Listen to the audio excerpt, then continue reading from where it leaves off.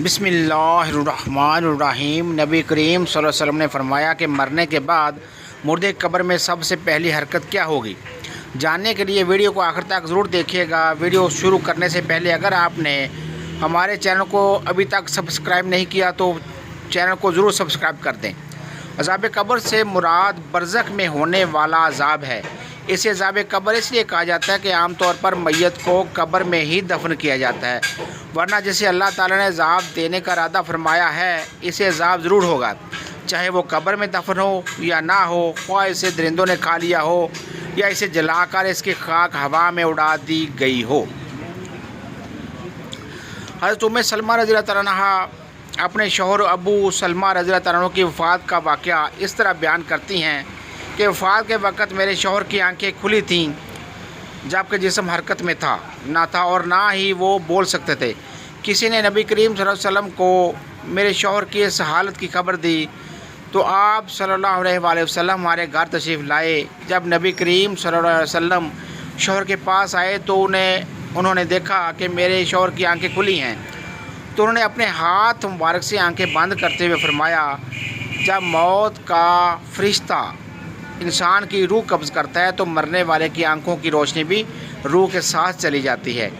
جب نبی کریم صلی اللہ علیہ وسلم نے منہ سے یہ الفاظ نکلے تو گھر والے نے رونا شروع کر دیا کہ ابو سلمہ رضی اللہ عنہ آپ اس دنیا میں نہیں رہے۔ آپ صلی اللہ علیہ وسلم نے فرمایا کہ مرنے والے کو ہمیشہ اچھے الفاظ میں یاد کیا کرو، کیونکہ اس وقت فرشتے پاس ہوتے ہیں۔ میت کے ارد گرد بیٹھے ہوئے لوگ جو باتیں کرتے ہیں فرشتے ان کی باتوں پر آمین کہتے ہیں۔ پھر نبی کریم صلی اللہ علیہ وسلم نے اللہ تعالیٰ سے دعا کی کہ اے اللہ ابو سلمہ کی قبر کے عذاب سے محفوظ فرما اور اس کو اپنے خاص بندوں میں شامل کر لے جن پر تیرا خاص کرم ہے۔ ان کی قبر پر اپنی رحمتیں فرمانا اور قبر کو نور سے مالا مال کر دینا۔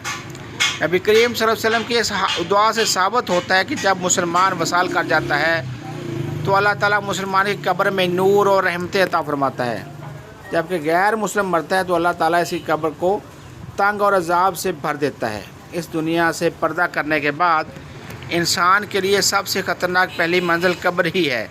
اگر انسان اپنی پہلی منزل یعنی قبر کے عذاب سے بچ جائے تو اس کے لیے باقی سب منزلیں پار کرنا کوئی مشکل نہیں رہ جاتا۔ اس لیے نبی کریم صلی اللہ علیہ وسلم نے فرمایا کہ انسان کو مرنے کے بعد بہت سی منزلیں طے کرنا پڑتی ہیں، جن میں سے سب سے پہلے قبر کا عذاب ہوتا ہے۔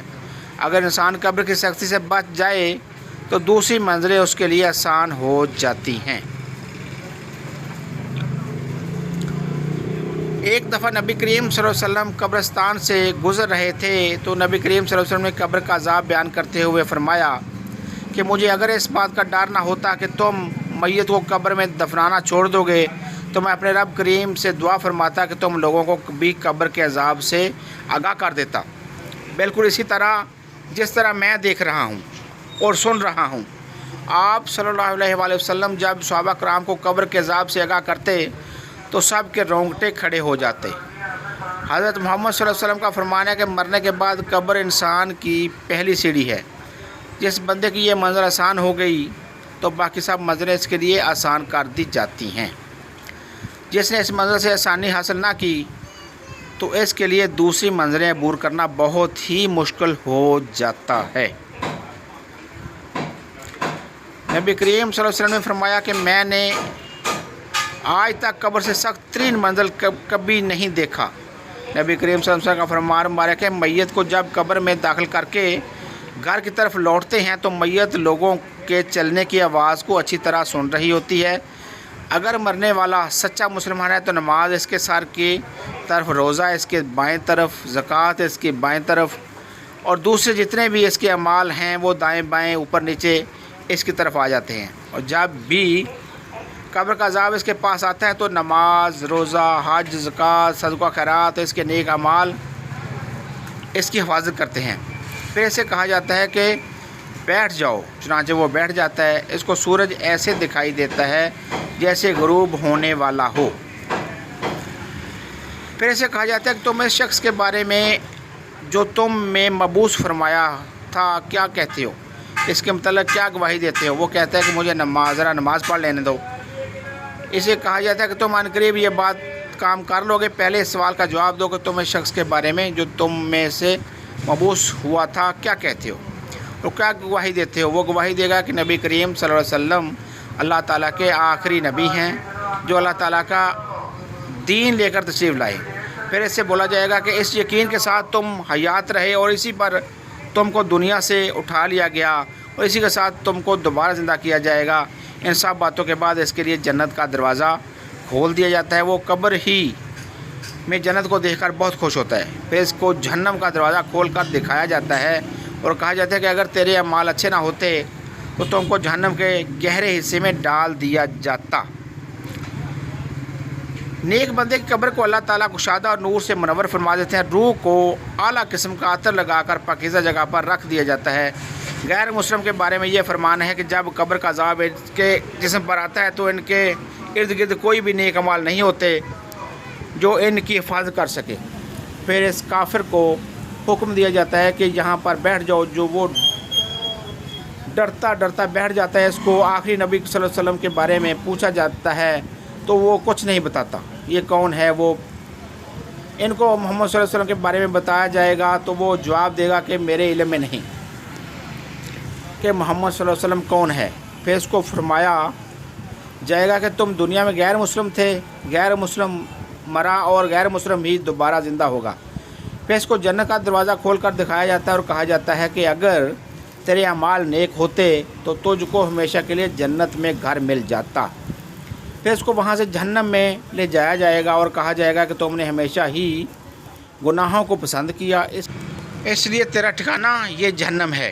وہ جہنم کو دیکھ کر حیران ہوگا اور کہے گا کہ کاش میرا بھی نام اعمال نیک ہوتا اور مجھے جنت میں داخل کر دیا جاتا۔ پھر اللہ تعالیٰ اس کافر کی قبر کے چاروں اطراف کو آپس میں ملا دے گا کہ اس کی پسلیاں ریزہ ریزہ ہو جائیں گی۔ اللہ تعالیٰ کا فرمان ہے کہ جو بندہ میرے بتائے ہوئے کاموں پر عمل نہیں کرے گا تو میں اس کے لیے قبر کو تنگ کر دوں گا۔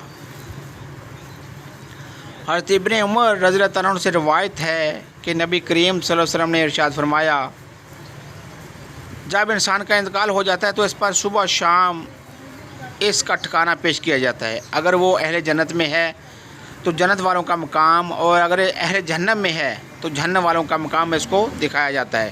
پھر کہا جاتا ہے کہ یہ تیرا ٹھکانہ ہے یہاں تک کہ اللہ تعالیٰ تجھ کو قیامت کے دن اٹھائے گا۔ اسی طرح حضرت عائشہ رضی اللہ تعالیٰ عنہ سے روایت ہے کہ ایک یہودی عورت ان کے پاس آئی اور ان کے قبر کے عذاب کا ذکر کرتے ہوئے حضرت عائشہ رضی اللہ تعالیٰ عنہ کو دعا دی، اللہ تعالیٰ آپ کو عذاب قبر سے بچائے۔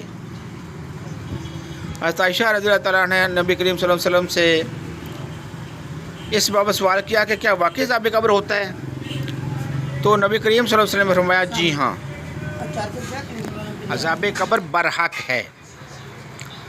حضرت عائشہ رضی اللہ تعالیٰ فرماتی ہیں کہ اس کے بعد میں نے نبی کریم صلی اللہ علیہ وسلم کو ہمیشہ دیکھا کہ ہر نماز میں آپ عذاب قبر سے پناہ مانگتے تھے۔ حضرت قتادہ رحمۃ اللہ علیہ فرماتے ہیں کہ عذاب قبر کے 3 حصے ہیں، 1/3 عذاب پیشاب سے نہ بچنے کے سبب، 1/3 غیبت کے سبب اور 1/3 چغل خوری کے سبب ہوتا ہے۔ اللہ تعالیٰ ہمیں قبر کے سختیوں اور عذاب سے محفوظ رکھے، ہمیں قبر میں نبی کریم صلی اللہ علیہ وسلم کی پہچان نصیب فرمائے، آمین۔ ویڈیو اچھی لگے تو